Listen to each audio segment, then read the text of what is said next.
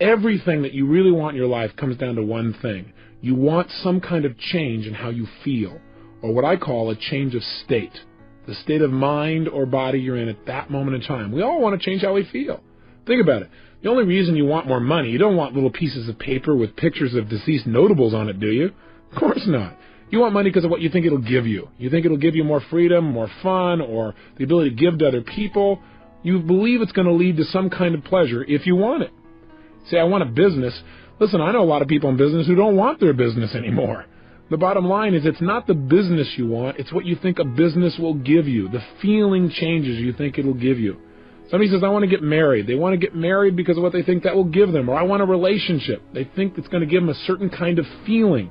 That's what drives all of our behaviors.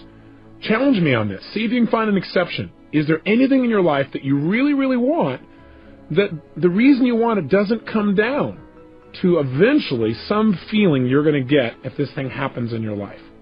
I'll tell you over and over again, no matter what exception someone has tried to find, if I keep asking them, well, why do you want that? But why do you want that? But why do you want that? Eventually they get to a point where they go, well, because it makes me feel good. And so that's what we really want. We want to feel good.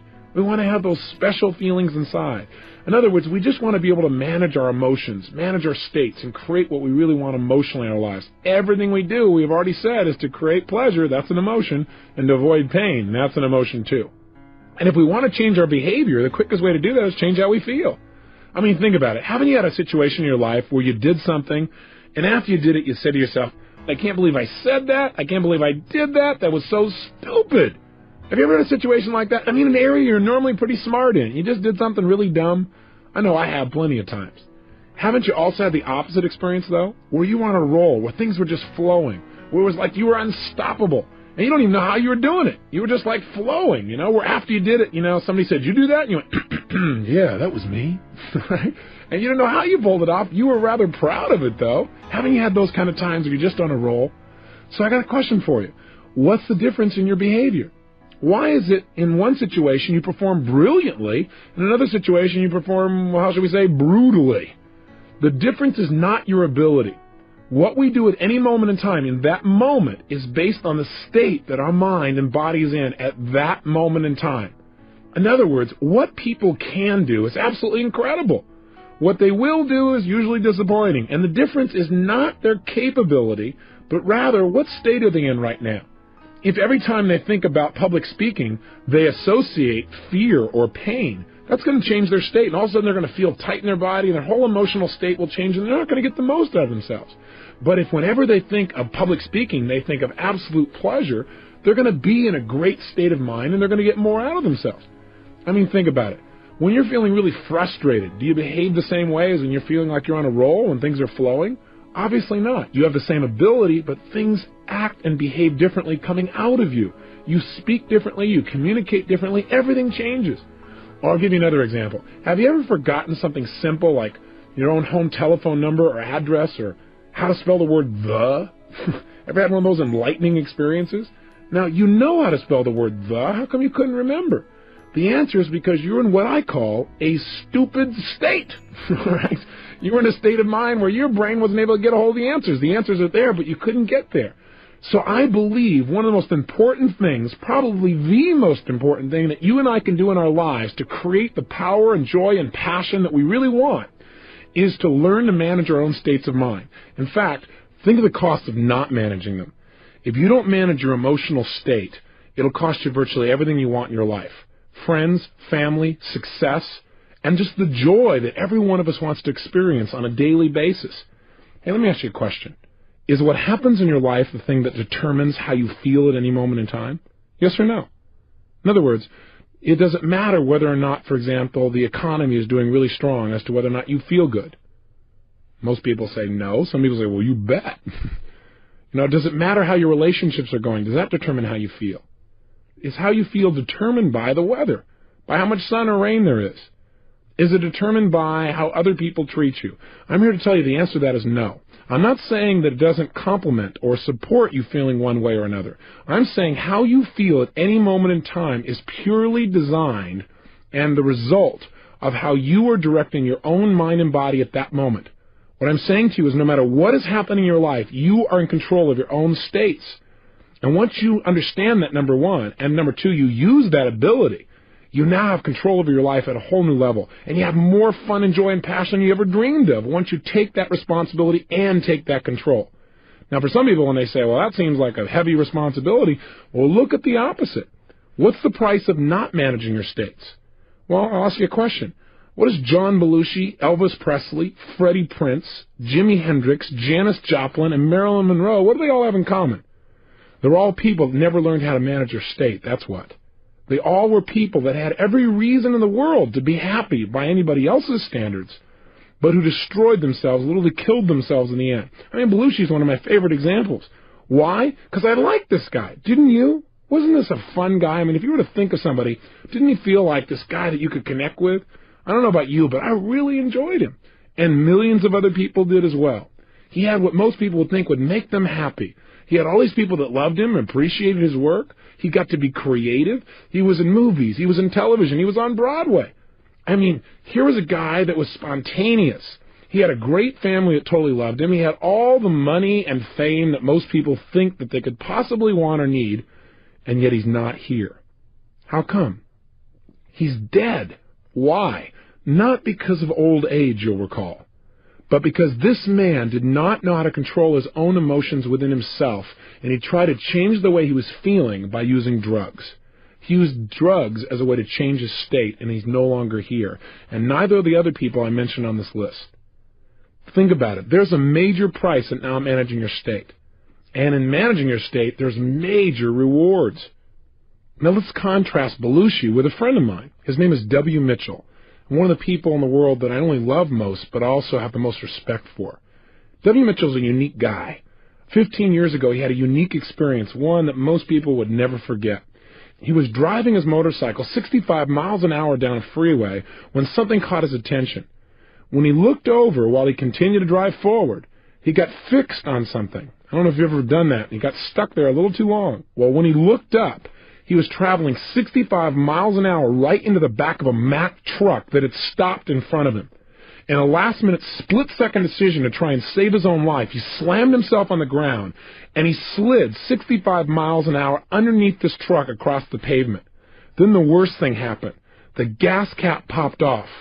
Fuel spilled out all over the place, and then from the friction, exploded and ignited. 3/4 of his skin was burned off. His entire face was mutilated. His fingers burned all the way down to the knuckles.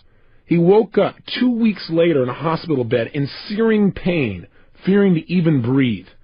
Now, for most people at this point, they'd say, hey, I'm out of here. Why stick around in this body? I'd rather just die. But not only did he not die, but he's become an example of true possibility for people all over the country. I mean, this gentleman could not even take drugs because his body was in such bad shape, but when people met him, they thought he must be on drugs because he seemed so up. You know, they go in and talk to him, they feel bad, and he goes, hey, it's over, we just got to move on. His mother said, well, you just must not realize how bad it is. Well, the reality is, he just made a decision. He decided that he was going to manage his state. Why? Because he saw the alternative as much more painful. He said, look, I got one of two choices. I can feel bad emotionally about everything I've lost and just make my total life a mess emotionally and have more pain to add to my physical pain, or I can focus on what I'm going to do, which means I can at least focus on something that could bring me some pleasure and get rid of my focus on the physical pain. And that's what he did. His life has become such an example because he kept managing his emotions.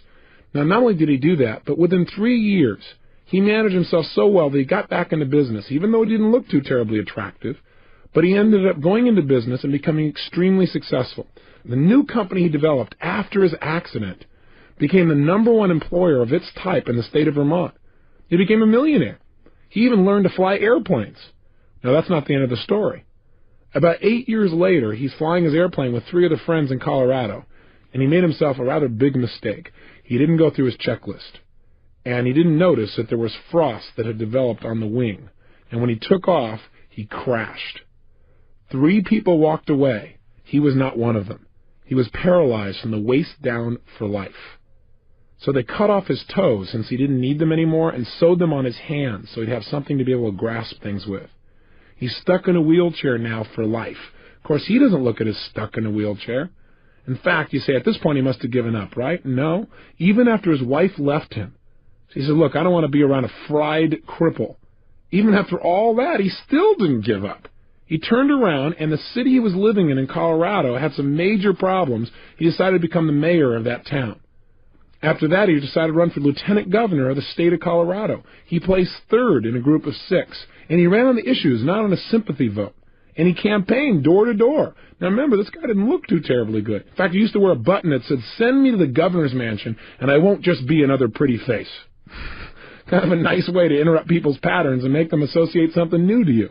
Now, he didn't win the lieutenant governor's place. He still didn't give up. He now has his own radio show in Colorado, and he has found the woman of his dreams and remarried. So I've got to tell you that if you start to tell me, well, gosh, Tony, I got all these problems, it's hard to manage my state, just think about W. Mitchell.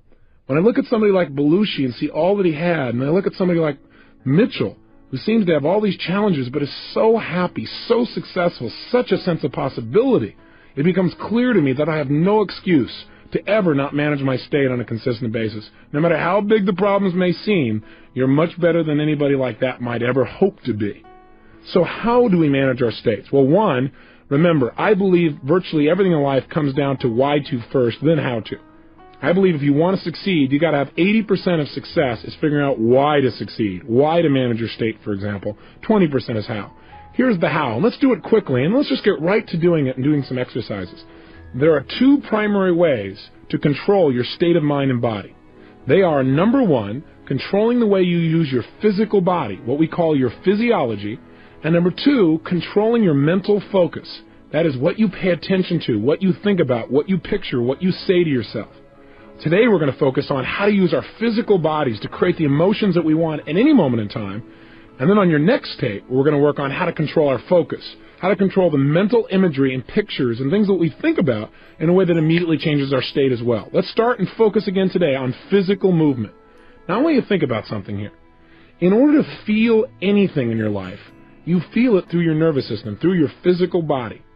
Now if I told you I know someone who is totally depressed, I bet you could tell me about the way they move or even their posture, and you would probably have an accurate representation. In other words, if I told you about someone I know that's totally depressed, and let's say they're outside your door right now, and I said to you, for $100,000, describe for me, what is this person like? What's their posture like, for example? What would you say? Most people will say, slumped over. Where's this person's head? Most people will say, down. Where are their eyes? Again, most people will say, down. Where is this person's breathing? Is it full or shallow? Again, most people say shallow. And where is this person's facial expressions? Are their muscles in their face pulled up and tight, or are they down and slack? Again, most people say slack. How did you match up with these descriptions? Again, if you're like most people, most of those descriptions match the picture you have in your mind. Why is it that when we think of a depressed person, we think of somebody who's physically hunched over a little bit, looking down, talking a little bit more slowly, with their eyes down and their breathing shallow and their facial muscles slack? The answer is, in order to get depressed, you got to work at it. It's not easy. You have to use your body in a certain specific way. I mean, try something ridiculous with me for a moment, won't you? Sit up right now in your chair. In fact, if you're not driving, stand up. If you're driving, that would be difficult. But if you're sitting, stand up for a second if you would. And if you're sitting and you're in a car, then sit up. But I want you to stand up ideally. Stand tall, breathing fully. Really strong. Breathe fully. And I want you to look up towards your ceiling. And as you're standing there, breathing tall, looking at your ceiling, what I want you to do is something really ridiculous, really dumb. Put a huge, silly grin on your face. Go ahead. Try it. Oh, come on. Nobody's noticing. You're by yourself. And if they are noticing, then you'll get their attention anyway. Put a big grin on your face. Look at the ceiling. Listen to me now. Now, what I want you to do, while you stay standing tall with your shoulders back, breathing fully with this big grin on your face, I want you to get depressed without changing any aspect of your body. Don't change your facial expression. Oh, come on, you can do it. Hang in there, get depressed. No, you know, some of you are cheating. I can tell. I'm in the room. If you drop those shoulders, if you drop your head, if you stop breathing, or if you stop smiling, it doesn't count. Stand tall, breathing big smile, looking at the ceiling. That's right, and get depressed without changing. All right, well, if you can't change, then just stay happy and sit down. Now, here's my point. You might say, what does this got to do with state management? Are you saying every time I don't feel good, I should stand up tall, stare and grin at the ceiling? Yes. No, there are many ways to do this, but this is one. My point is this. How come when you stand tall and you breathe and you have this big grin on your face, how come you don't feel depressed? The answer is because it's pretty difficult because you're sending a totally different message to your brain. See, the way we move our facial muscles, the way we gesture, the way we physically walk, the pace at which we talk, all of these things determine how we feel in any given moment. If you don't like the way you're feeling, rather than trying to pump yourself up intellectually going, oh, I feel good, I feel good, I feel good, or doing a bunch of affirmations where I feel good, I feel good, I feel good, I feel good, and your brain goes, BS. That's not enough. What you've got to do is change the way you're moving. I mean, think about it. When you were growing up, didn't you have a parent that told you, hey, look, if you're depressed, go do something? Why did that work? Because when you go do something, you change the way you move, you change the way you breathe, you change what you're focusing on and what you're paying attention to, and whammo, you have an emotional change, a state change, if you will. So I want you to realize the power of your own physical body. When I was struggling, I had no idea the power of my body. I was at the effect. But you know what? I still use these tools. I just used them in the wrong way. Hey, listen, you already know the power of your body. When you don't like the way you feel, what do you usually do? I'll tell you what most Americans do. They do something to change the way they feel by changing their body, by changing their biochemistry. What do? They do things like drink alcohol. Why? Because the minute you drink alcohol, does it change your state? You bet. You behave differently when you're in a different feeling state? You better believe it. Guy goes, yeah, man, I sure do. The bottom line is you changed your biochemistry. As soon as you did that, that was changing physiology, and your emotions and feelings and behaviors change instantly. Now, a lot of people in our society, when they don't like how they feel, they change their body and change the way they feel by using cigarettes. They smoke, and therefore they breathe differently. When they breathe differently, they feel differently. When they feel differently, they behave differently. So they don't like how they're feeling. They're feeling a little tight. They're feeling a little frustrated. They're feeling a little stressed. They smoke a cigarette, and they think the cigarette makes them feel better. What makes them feel better is the fact that they're taking nice, deep, slow breaths. Why not try it without the cigarette? What a concept. Amazing. The bottom line is you can change just by changing your breathing alone. Now, what else do we do? Well, a lot of people, when they don't like the way they feel, what do? They eat. You know, they go, I don't feel good, and they eat. And then they get fat, and they look in the mirror, and they don't like how they look. That makes them feel worse. So they don't like the way they feel, so they eat some more. Right? And then they're caught up in that loop again. Have you ever been there? So food is another way we try and change our physical body in order to do it. Some people just go to sleep. And some people do things like go shopping or watch TV, but we're going to talk about that in your next tape. Those are people that are changing what they're focusing on. But the primary way most of us try and change how we feel is by changing the way we use our physical body.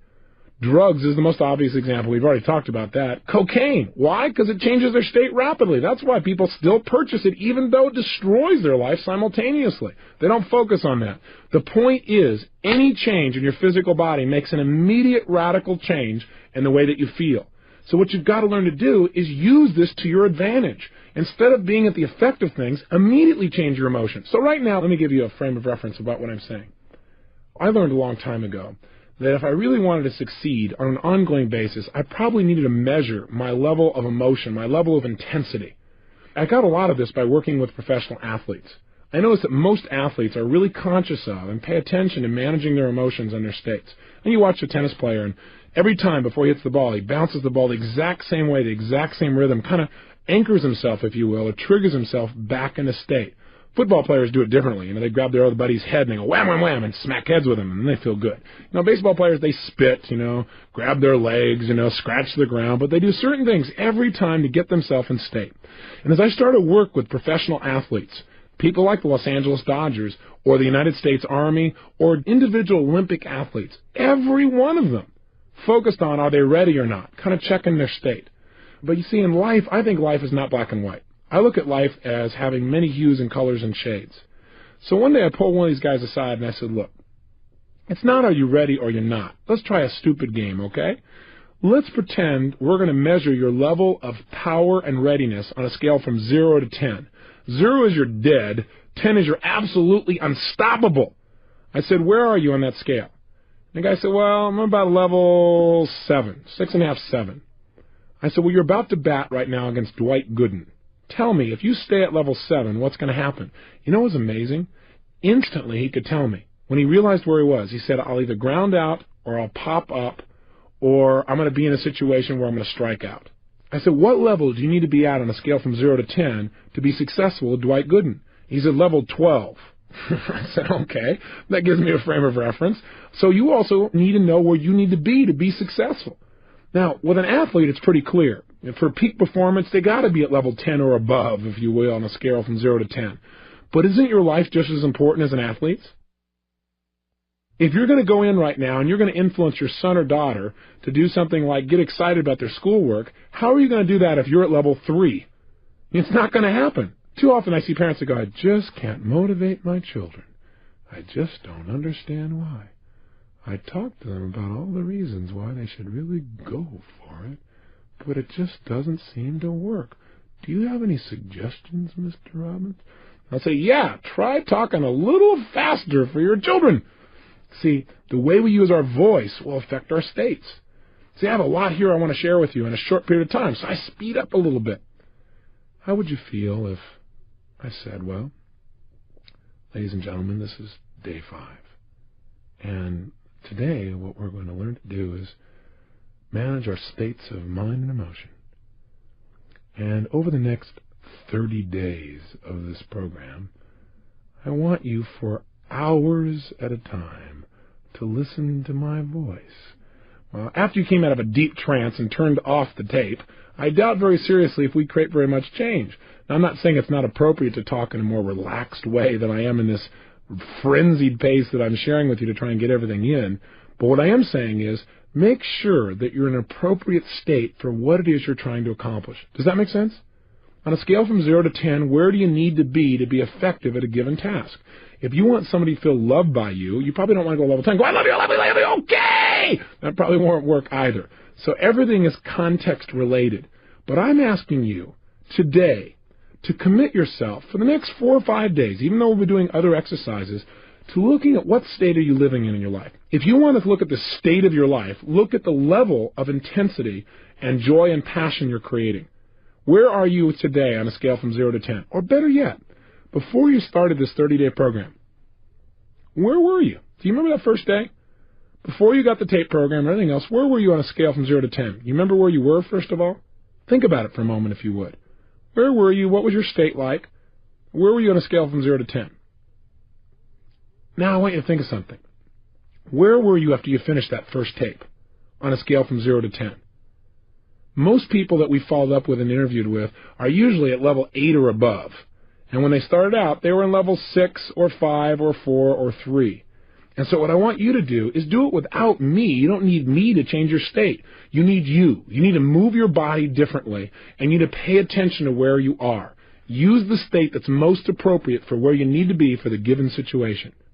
So let me give you, first of all, some specifics about how you could change your body. I've mentioned a lot of them, but let's be really precise. The number one way that you can change the way you feel at any moment in time is to change the way you move. The reason is this. In fact, you might want to remember this phrase.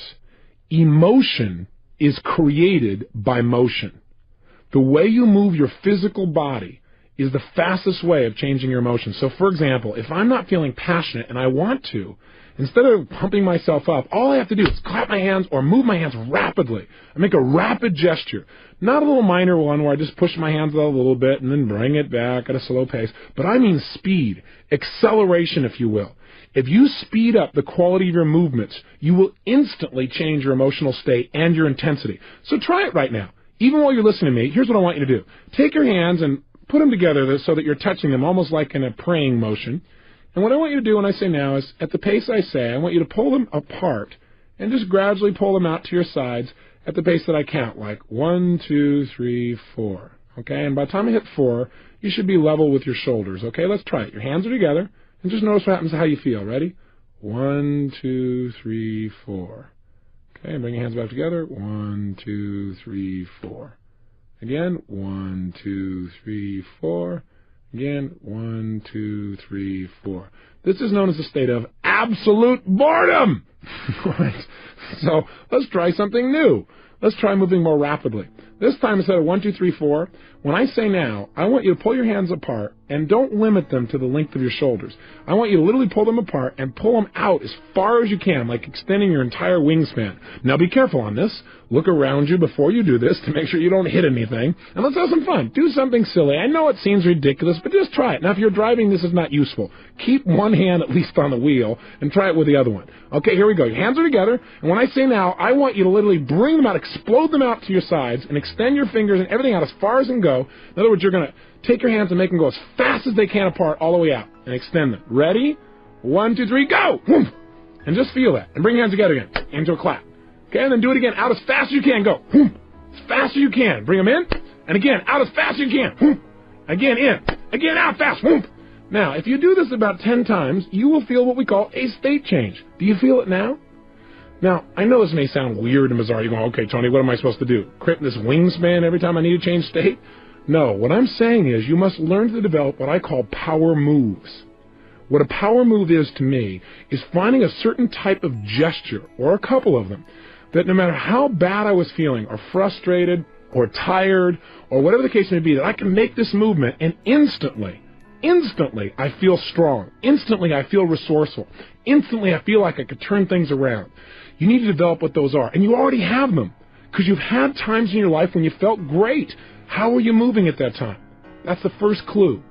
In fact, what I often do with people is get them to stand up and walk around the room and notice how would they walk if they felt totally successful. I mean unstoppable. Try it right now. Oh, you're going, well, I'm in the car. Great. If you're in the car, then you can try this later on. But if you're actually listening to me and you're not in the car, stand up right now and try something. Come on. Don't just listen to me. Stand up. Come on. I'm watching you. I'm there. You got to know this. And what I want you to do is stand up and walk around the room. And what I want you to do is, first of all, walk the way you normally walk. Just, walk around in a circle or walk straight back and forth. Notice how that feels. Come on, you can do it. There you go. Now, what I want you to do now is make a state change. And I want you to, if you would, imagine that you feel absolutely strong and unstoppable. I mean, in your power. And what I want you to do is just walk around the room as if you felt unstoppable and powerful. And move your body the way you would be if you were unstoppable and powerful. Go ahead and try it right now. Go ahead, walk around the room and actually strut the way you would strut if you felt unstoppable and powerful. Make a gesture or two the way you would if you felt unstoppable. And then try to go back to the opposite again. Go to feeling not confident, not sure, and walk around the room not sure about whether you can succeed, making gestures like you're not sure. Feel the difference in your body. I want you to get an example of that. Then back to confident again. Make it strong. They say, what if I'm listening in the car? Well, if you're listening in the car, all I want you to do is sit right now, or even if you're sitting down, come back with me right now and sit down. What I want you to do is just notice how you can change your state from being bored and tired to feeling energized just by changing your body. So try this. First of all, sit the way you'd be sitting right now if you had 5 times more energy than any other time you can remember. Come on, go for it. Don't just listen. If you're just going to listen to this tape and not follow through, turn it off. But if you're going to go for it and make changes, then play with me, okay? Sit up in your chair right now. Come on, sit up the way you'd be sitting if you had 5 times more energy than any other time. Breathe right now the way you'd be breathing if you felt strong and excited and energized. Put a facial expression on your face right now like you'd have if you felt totally passionate and excited. No, it doesn't look like this. Come on, put a big grin on your face or a big feeling of energy. There you go, good. And make sure you gesture that way. Notice how this feels. Now, if you don't feel any change, it's because you've not made a radical enough body change. That is, change your body really major. Create more tension, more excitement, whatever it takes. Now, go from this state to being in a state of boredom. Go ahead. Sit the way you'd be sitting if you were bored and tired. That's it. Just notice how that feels. Go ahead. Really bored and tired. You know. And as you're sitting there bored and tired, I got a question for you. Did you change your body to do it? You bet you did. What did you change to get bored and tired?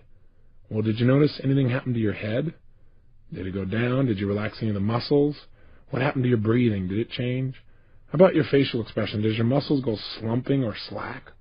Now try this. Get back to energize as fast as you can. Oh, come on. Play with me. What I want you to do just for a moment is to practice snapping yourself from being in a state of being bored and tired into a state of energy. It's going to be very valuable for you. Let's try it. Back into an energized state. Come on, as energized as you can get. Come on, sit up in your chair, breathing with some energy, feeling strong. Come on, even more energized than before. Now go to bored and tired. Back to energized. Come on, as fast as you can. Snap yourself. I know this looks weird if you're driving in your car and somebody's looking in the other window, but hey, it'll make their day. You'll change their state. Come on, if somebody else in the family's watching, they don't have to know what's going on. Just go for it. Here we go. Total energy. Lots of energy and excitement. Feel it in your body. Move your body. Sit the way you'd be sitting if you had even more energy. Bored and tired. Energize as fast as you can. Come on, snap back in that state. Bored and tired. Energize faster again. Come on, even more, even more, even more. Bored and tired. Energize back in that state again. Feel it and just stay there. Stay in an energized state. Now, you might say, well, this sounds weird. Let me ask you a question. How valuable is it for you to be able to go in life, in business, in your job, in your personal relationships, from being bored and tired and wiped out to being in a peak state. How important would that be to increasing the quality of your life, say on a scale from 0 to 10? I'll tell you, I think it's a level 9 or 10 or above. And I think you probably would too. So developing new ways, new habits of moving your body is the single most powerful way to change state. Here's another quick way. Change your breathing. As I said earlier, one of the reasons people smoke cigarettes is because in order to smoke a cigarette, you change your breathing pattern rather radically. When people eat food, oftentimes they feel better afterwards because they fill their stomach up, and it changes the way they feel and the way they breathe. With all that food in there, things slow down. They feel less stressed. Almost every yogic practice that I've ever studied or noticed teaches some kind of breathing pattern as part of how to change your emotions and the way you can grow spiritually, if you will. So changing your breath, try different breaths, breathing faster, breathing slower, and discover what breathing patterns work best for you to create the changes that you want. Thirdly, learn to manipulate your face. I teach people in seminars how to do what I call facial aerobics. What that means is doing many different expressions as you possibly can in a short period of time, so that what happens is you really have access to different emotional states. Do you know you have over 80 different muscles in your face? And a slight change in your facial muscle instantly changes the way you think and the way you feel. There was a study done at the University of California at San Francisco where they took manic depressives, and all they did was change their facial expressions, made them smile on an ongoing basis. These are people who were manic depressives, bear in mind. People who normally need drugs to change the way they feel. Not one of those persons, while they were able to keep smiling, was able to feel depressed. In fact, some of them began to manage themselves by smiling for 20 minutes at a time for no reason. And pretty soon they began to feel great, and they began to develop a new habit. Do you have habitual facial expressions of grimacing or frustration, where you crinkle up your nose or your eyelids or your forehead or something else that you do on an ongoing basis? I'm here to tell you that those habits create those negative emotions in your body on a regular basis. You need to develop some new habits of using your face. And finally, one of the ways you can manage your state best is to control your diet. And I'm not going to teach you a health seminar here, although I do those across the United States. I do want to say this to you, that most of us in life do not pay attention to what we're putting in our body. And what you're putting in affects deeply how you feel emotionally. Blood sugar, for example, alone makes a radical shift in how you feel emotionally. So if you aren't paying attention to how you're eating and you're throwing anything you possibly can in that body without looking at the consequences, you're going to pay an emotional price. Many times, hyperactive children or people that are having major ups and downs in their life, it just comes from some basic, simple dietary approaches. If they made a few simple changes, they'd live a much more balanced emotional life. So my challenge to you is to study health, to find out not how to throw your pendulum and go off on the deep end on some bizarre diet, but how can you make sure that the way you're breathing, the way you're moving, and the way you're eating things is giving you as much as possible to your life and not taking away, not throwing your life into a pendulum. Make sure that you have that physical energy and drive. It comes from having enough sleep and eating well. For now, though, I want to have you focus on one emotional state, because I'd like you to be able to trigger a state change anytime you want. And that emotion is the one I note as passion. As you may have picked up, I'm a fairly passionate person. And I talk about that at the end of each tape because I think out of a state of passion, you can create almost anything you want in your life. I think most people in life want passion. They want that drive, that attraction to life. They want that juice in their relationships, in their business, and their ability to learn. But most people are barely making it through the day, you know? I mean, hey, you got to watch TV, fight the traffic home, get a bite to eat, and go to bed so you can get up tomorrow and start the same vicious circle all over again. I mean, after all, guys got to work, got to make your way and stuff. After all, I work hard for a living. Can't expect me to be passionate at the end of the day. Easy for you, but come on, I work for a living. Let me just tell you something. I used to believe that kind of stuff, and I used to feel that way too. Am I saying you can't talk slowly and be passionate? Absolutely not. I can talk quietly and still have passion coming through in my voice, in the way I'm speaking to you, in the way I feel inside. But that's passion. This is not passion. If you want passion, you got to talk like you're passionate. You can't talk like you're bored and feel passionate. It won't work. Your body will lead your mind. Take care of it. How can we use this knowledge? Simple answer. I want you to do it by doing the following. In a moment, at the end of this tape, Your only exercise today is to do this. I want you to absolutely whip yourself into a passionate state. And if there's somebody there, I want you to talk to somebody about something, and I want you to do it two different ways.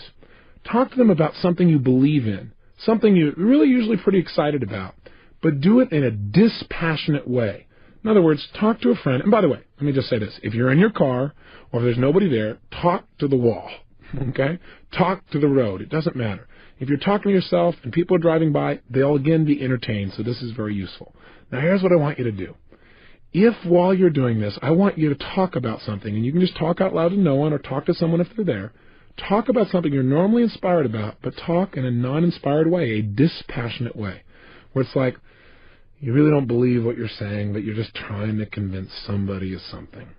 So you say, gosh, what's really important to me in life is learning to change people's conditioning and help them to succeed. And I really think that if you were to study it, it would really change your life too. And I want you to notice what you do when you're dispassionate. Notice, for example, how you're standing. Are you wavering back and forth? Are you standing still? Are you back on your heels? How do you gesture? Or do you even gesture when you're dispassionate? How do you use your voice? What's the volume? What's the tempo? What's the tone of your voice? What do you do with your facial expressions when you're passionate versus dispassionate? Pay close attention. And then what I want you to do is, and really go for it. For 2 or 3 minutes, be totally dispassionate. Notice how it feels to be dispassionate. I doubt if you'll like it too terribly much. Then what I want you to do is change your state completely, and I want you to go to the other extreme. I want you to talk to yourself or the wall or your radio or the crowd or the traffic or your friend in a totally passionate way where you're more inspired, more excited, more passionate than you can ever remember being in your entire life. I want you to go for it 1,000%. And while you're talking to whatever it is, go for it 100%. Don't go, this is stupid. No, all right, I'll try it halfway. Do it all the way or don't do it at all. If you're not going to do it at all, give this tape program to somebody who will follow through. But if you're one of those people, then go for it, okay? Be outrageous. Push yourself. And then notice, how are you moving differently? What are some of the specific gestures that you give when you're passionate? And where are they? What's the difference in the quality of them? What's the difference in how you use your voice? What's your volume like? What's your tempo? What's your facial expressions like? Again, notice the difference. When you're done, here's your assignment. Your assignment is pull out your success journal and record the difference. In other words, what I want you to do is leave this session today having knowledge of the buttons in your brain. In other words, if I notice that if I take my right hand and I actually snap it out in front of me very, very fast, that when I'm passionate, I tend to do that making a point. And when I'm dispassionate, my hands are below my waist or just kind of hanging out there. Then the next time I want to be passionate, even if I'm not feeling passionate, I can just snap my hand out there and immediately it's there. If I notice that when I'm dispassionate, I talk kind of quiet and tired and stuff. But when I'm passionate, I speak a little more rapidly. Then if I want to get passionate, I just start speaking more rapidly immediately, and pretty soon I immediately feel passionate as well. If I notice that when I'm dispassionate, I'm back on my heels or leaning away from somebody, but when I'm passionate, I'm leaning into them, talking and gesturing, then I start leaning into somebody in order to feel passionate towards them. In other words, find out how your brain works. You are different than me or anyone else you're going to meet. Find out exactly what triggers passion within you in terms of movements. And experiment. What would be a kind of move you could make that immediately would make you feel strong, even if you were afraid a few moments ago? So let me be clear. Here's your exercise. 1. Talk to something or someone in a dispassionate way about something you're normally inspired about. Dispassionate, or you don't really believe it or feel it. 2. Change your state and get absolutely passionate, where you feel more excited, more energized, more passionate than ever before. 3. Dissect in your mind the difference in how you moved, how you breathed, how you use your face, and how you use your voice, and record that in your success journal. And finally, today, experiment. At some point in the day, you don't feel very inspired, or you don't feel anything in particular, snap yourself into a powerful state. Or ask yourself, where am I on a scale from 0 to 10? If you find you're at level 4 or 5 or 6, to me, that's a pretty boring way to live life. Maybe you want to amp yourself up, crank yourself up to level 8 or 9 just by changing your movement. Or maybe you want to be able to go from being totally excited to relaxed just by changing your breathing or your tempo or your gestures. Because being able to relax quickly and easily is sometimes and oftentimes as important as your ability to get yourself excited. The only reason I push in the other direction is I think most people have the ability to get in this state. They may not have the ability to get in the other one. Whatever you're already good at, make it better. Whatever state you're not good at getting in, practice getting into it until you can absolutely make the change you want as fast as you can think it. Remember, any emotion you're feeling is based on how you're moving. Little movements like breathing and big movements like gestures and facial expressions. Take control of the day and experiment and explore. Have the adventure of discovering how you can use your body to immediately direct your mind and your emotions.